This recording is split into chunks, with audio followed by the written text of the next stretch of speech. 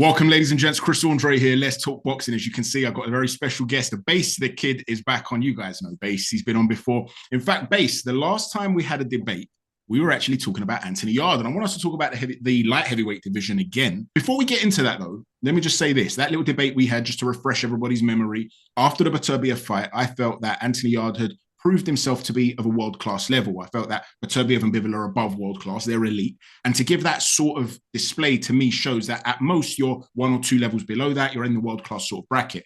Base wasn't convinced. He felt that to be world-class, you have to knock off another world-class fighter to really get that spot. And I have to say, Base, the majority of the comments seem to be in agreement with you. But since then, we've seen Callum Smith go in there against Artur Beterbiev, a guy who was recognized world-class. A lot of people felt recognized world-class at light heavyweight for beating Gvozdyk. Certainly at super middleweight he was. He didn't put in the display Anthony Yarde did. Has your opinion changed at all based on that one fight?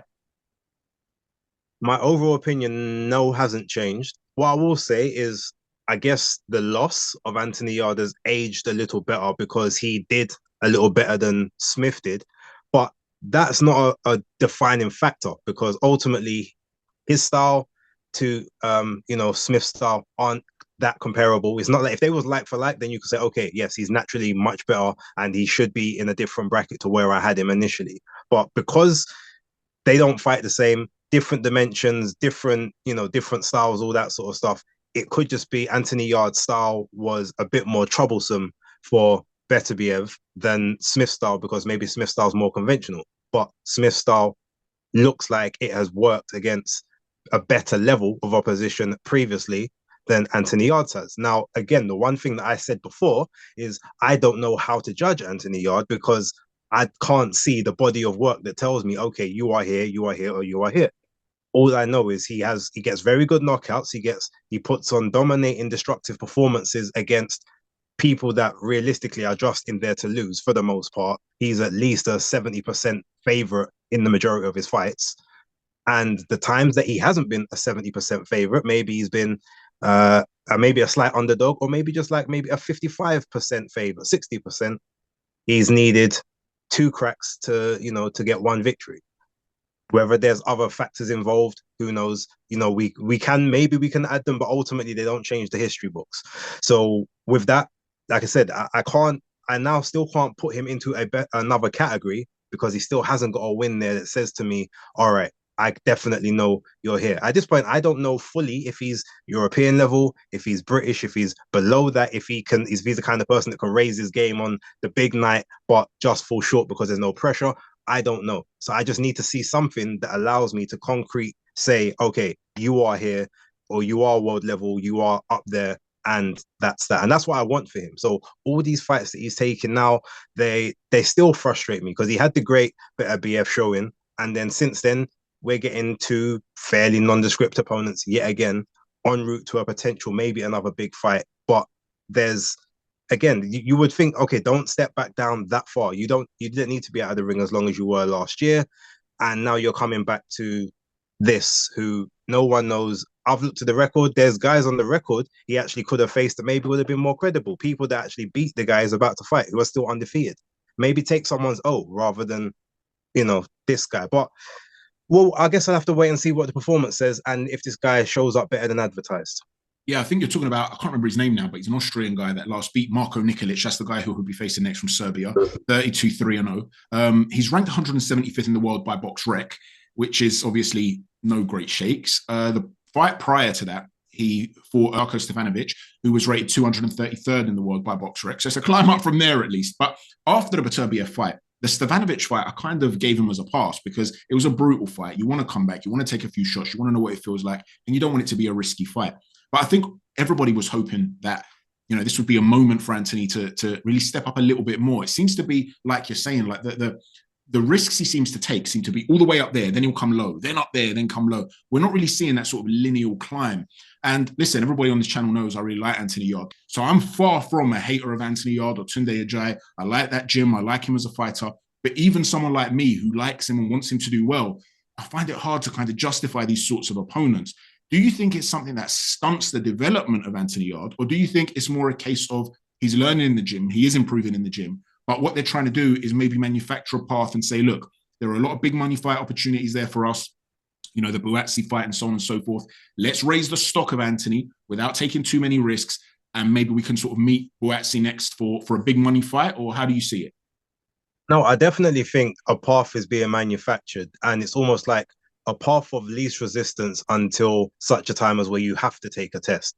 But he's in the Kovalev fight, for instance, he was in a perfect position whereby, all right, he had no great shakes. There was no opponent of note that anyone sort of really knew or hung their head on. But he was young. He was still kind of green in the game. It was a risk to nothing. Like, it was a win-win.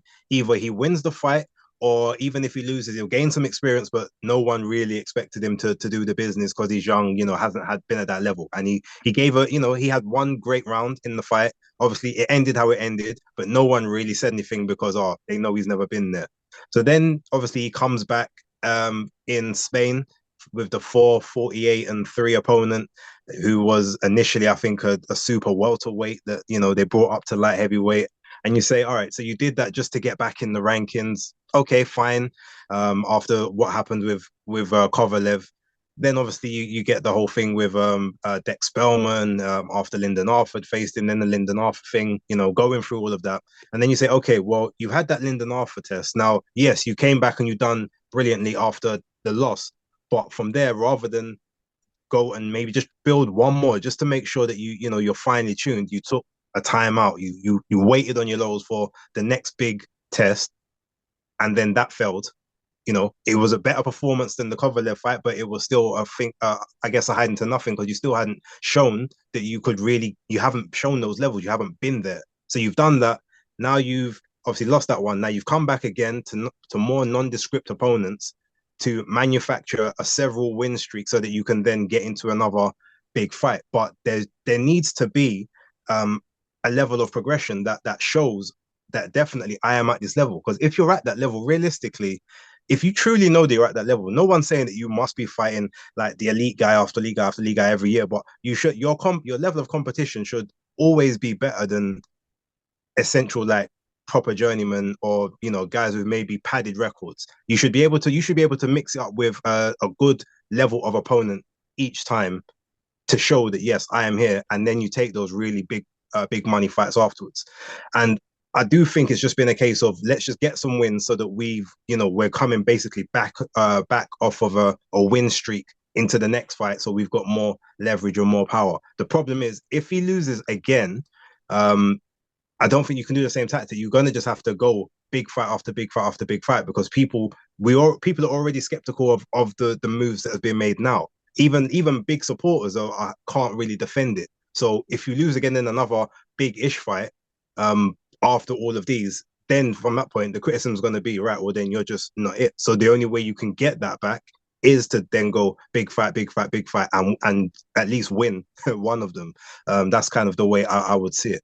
Just to give you like a counter argument, though, because listen, I agree with you. I want to see Anthony Yarde in there with greater fighters who then he's been in with when he's not at the taking the big risks. So we're in agreement there. But just to give you a counter argument for the sake of discussion, because a lot of those B status guys, the ones off of the top two, happen to be British fighters. I mean, we are very lucky at the moment in this country to have so much depth at light heavyweight. We've got Buatsi, we've got Callum Smith, we've got Dan Aziz, we've got Craig Spider Richards, Lyndon Arthur's in there. There are a lot of these types of fighters. He's already fought Lyndon. But is it because a lot of the other top guys happen to be British and therefore they are by nature big money fights? In which case, you're looking at this as a manager of Anthony Yarde, a manager of these other fighters, and you're saying, listen, if we want to take a big risk against each other, we need to build the stock of these fighters to make it a big fight.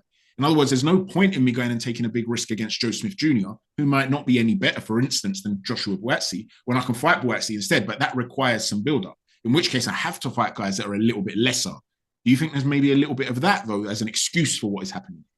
I mean, possibly. It's a great counter argument. The one thing I would say, though, is someone like Joe Smith Jr., okay, he doesn't have a belt now, but he is a former champion. He's someone that you can measure yourself against to say, if I beat him in good fashion, especially considering what he did with Zurdo Ramirez in their fight last year, like, he's shown that he's still at a level that you can claim as fringe world level at worst. So if you go in there with someone like that, credible former world champion, all right, now I've got the tools, because he's not coming to just lay down. He's not gonna give it a go for a round or two, and then when it gets tough, like he's gonna find a place on the canvas, like some opponents maybe do.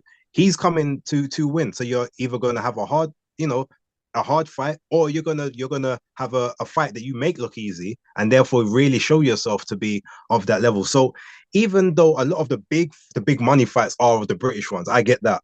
But even within the British scene, like there's guys just a level below. I wouldn't mind if he went in there with a Shakan Pitters. I wouldn't mind if he went in there with a Zach Parker, or a Willie Hutchinson, if they would allow that, or some of the other smaller guys, the lesser known guys with decent records in the 175. I personally want, because at least then you can say, all right, well, Craig went in there with Shakan, and then you've got or even Lerone Richards, someone like that. These will all be very, they're good guys to measure against. Then the Shakan ones, I said, you can measure the Craig Spider Richards performance. Okay, Craig got him out of here, so can I do better? And you can build up the little narratives that way. Maybe take on like someone like Blender De Santos, who challenged for the vacant EBU title that Dan had to give up to take on Joshua Buatsi. Obviously, Buatsi beat him, so at that point you've got a gauging stick. So if you can't necessarily fight those guys, you don't have to go all the way down. Fight some of their previous opponents and do that to build the story for the big fights. And outside of that, there are some other decent guys in and around the whether they're in sort of France or Germany. There's some people that have got really big names that if you add them to your resume, it just fattens up your resume and makes it look thicker. So I agree with you. There obviously the counter argument is valid, but there are still better tests that you can have as opposed to who you're choosing or who the team is choosing. Okay, so let's say he does get through Nikolic and he looks spectacular, he destroys him. If you've got one name, just one fighter that you could pick next to fight Anthony Yarde, who would it be? Okay, so the question has to be, is this based on just his next fight overall, or is this possibly in conjunction with that 5v5 Matchroom and Queensbury? No, forget that. It doesn't. Let's leave that aside, because we don't know who they were each going to put up for that. Just for Anthony Yarde specifically, if you're saying, right, what fight would you want to see in an ideal scenario? Obviously, Bivol Beterbiev are out of the question. They're fighting each other. So, the majority of people, I myself, I'd want to see him fight Buatsi, for instance. What would be your first choice? No, as a first choice, I would say Buatsi. That fight's been marinated long enough. Obviously, it was supposed to happen when they were both undefeated. Anthony Yarde went his own route initially, then Buatsi went his own route when it came back around. I would love to see that one. Outside of that, personally, I've put it out there, and it looks like some people have heard me say it. I would also love to see him take on Craig Richards once Craig's had his comeback, whether it's one or two tune-up fights. I think that would be a brilliant fight, and also would be able to show exactly where both guys are in terms of their levels and their trajectories. I've always really liked Craig Richards as a fighter. I think now that he's teamed up with Shane McGuigan, he's going to kick on even more. I do think that's going to take a little bit of time, though, to start to implement their ideas. So I'd rather see that in, like you're saying, 1 or 2 or 3 fights down the line. In the immediate, personally, I think the fight that makes sense is Yarde Buatsi. And talking of Buatsi, let's just say, for example, that fight was not to happen. I saw Ringside Fracas and also Danny Glover. Danny Glover, by the way, is called Danny at Danny Savvy Right on Twitter. So different. Yeah. He's a different link for anyone that wants to follow these guys. Check them out. They both suggested Gvozdyk as a potential opponent for Buatsi. Now, as a fight fan, that whets the appetite, because you got, Buatsi is a high-level amateur. He's got that pedigree. A lot of people question whether he's gone through the gears in the way they expected in the pro game. But the truth is, his CV is a lot better than people give it credit for. Gvozdyk, we know, was elite. He lost to Beterbiev, had a layoff, has come back, has looked good since coming back. It would be a great fight. But I'm just not sure from the perspective of a manager. If I'm looking at this as, say, a promoter or a manager of Buatsi, am I really going to take that risk against the guy who, as far as we know, might still be the second best light heavyweight in the world? There's nothing to tell us 100% that Bivol would outbox Gvozdyk. They're both technical boxers who are supreme. Is that too big of a risk to take? Or do you not care and you're all for it? If it wasn't going to be Buatsi Yarde, could that be a fight that you'd be interested in seeing? No, I would love to see the fight, but I also would not be blaming Buatsi or calling him a coward or anything like that if him and his team decided to swerve it. Gvozdyk, for me, at worst, is number 3 in the world still, and that's coming off of 4 years, like 3 or 4 years of a layoff. He came back last year, had 3 fights, so any ring rust that was potentially there is now gone, and he looked significantly more destructive in each fight thus far.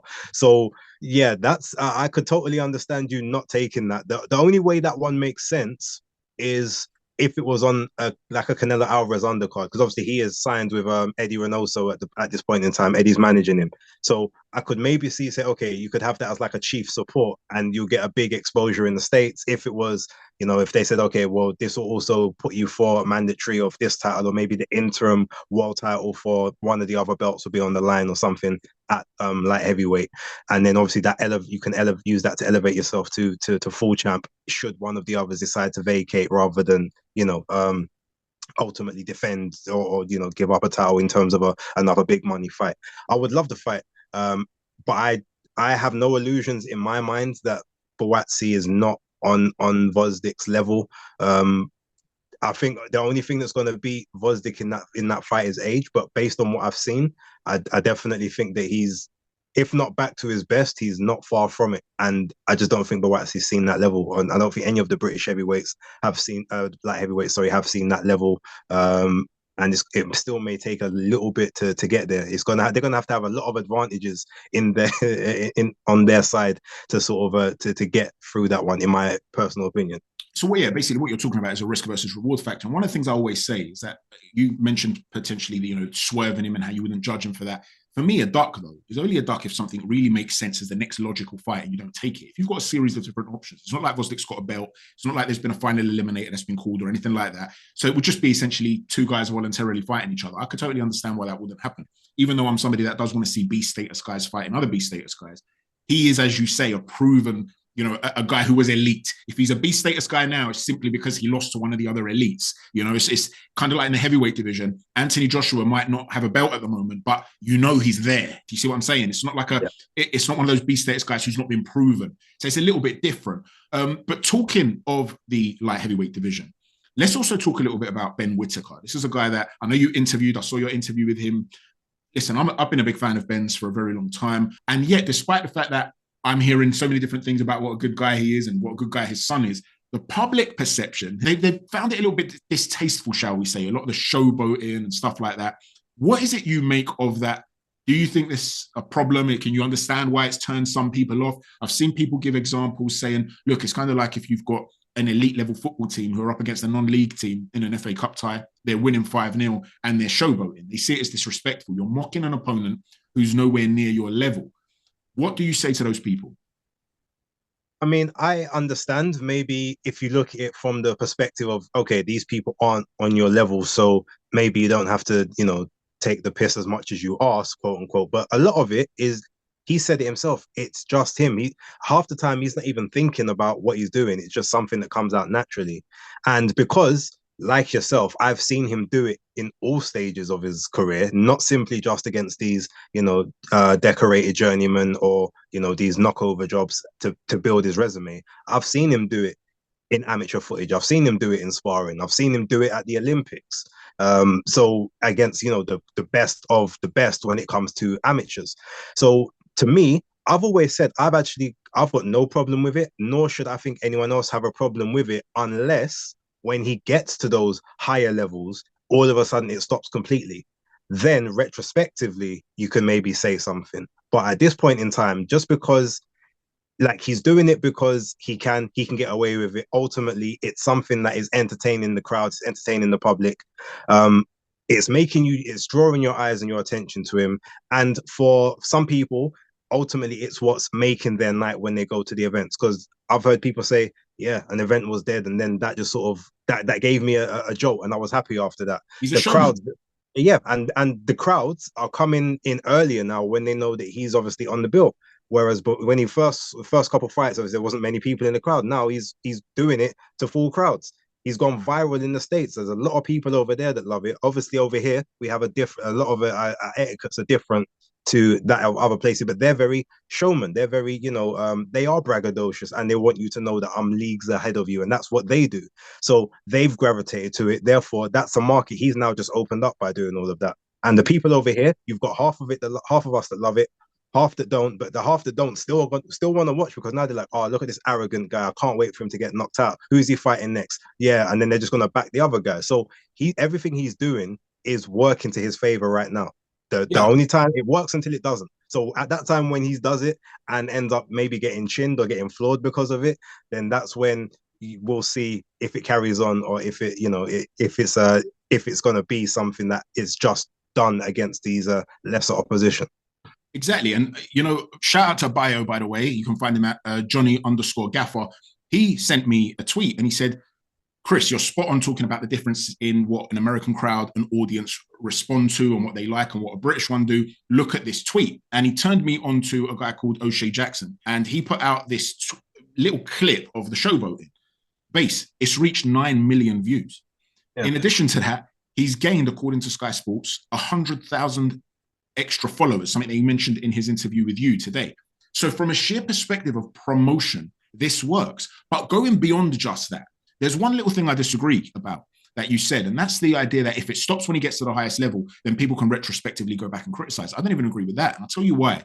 Part of showboating, apart from building your stock, and people are talking about it now in a way they wouldn't have been.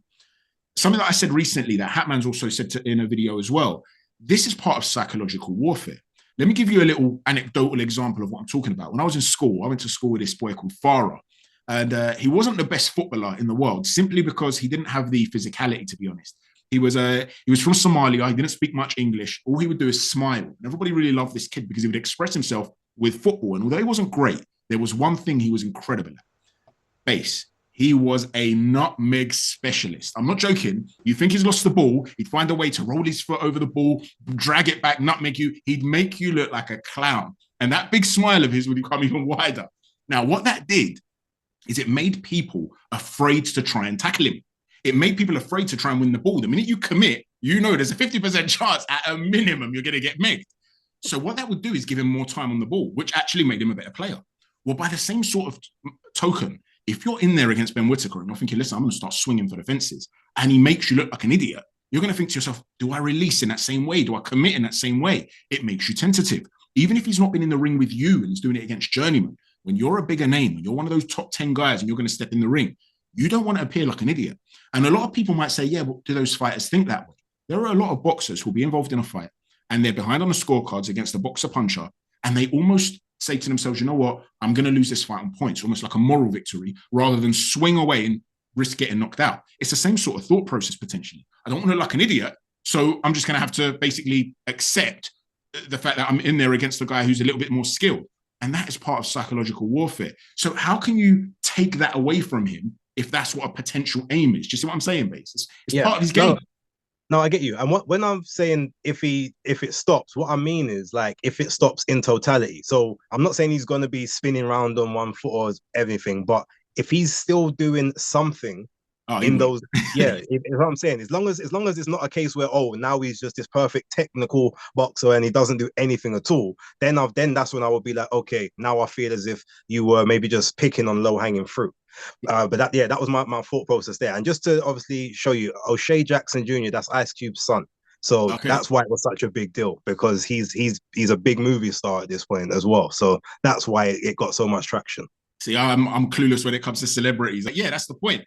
He's reaching a wider audience now. And on top of that, Base, you were talking before about him doing it in sparring. I put up a clip the other day of him doing it to Felix Cash, who's proven himself to be a very good professional fighter. And somebody had said to me, yeah, but you're kind of portraying this inaccurately because Felix Cash is a smaller guy, a couple of weight divisions below. The thing is, Felix Cash is massive for a middleweight. He boils down.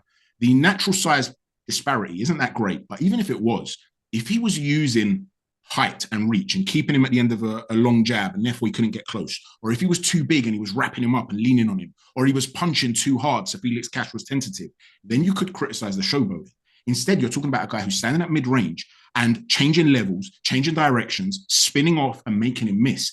When you're fighting a smaller guy, he's actually more elusive. This is why we have phrases like Muhammad Ali used to move like a middleweight. The smaller you are, generally speaking, the more mobile you're going to be. And so the fact that he's able to do it against very good professional fighters who are smaller and theoretically going to be able to match him with mobility shows you just how good he is with that mobility. So listen, man, I'm very excited. I'm on the hype train for Ben Whittaker. Long may it continue. And it's just yet another superb talent that we have in this country in light heavyweight. And the future's bright for us. 100%.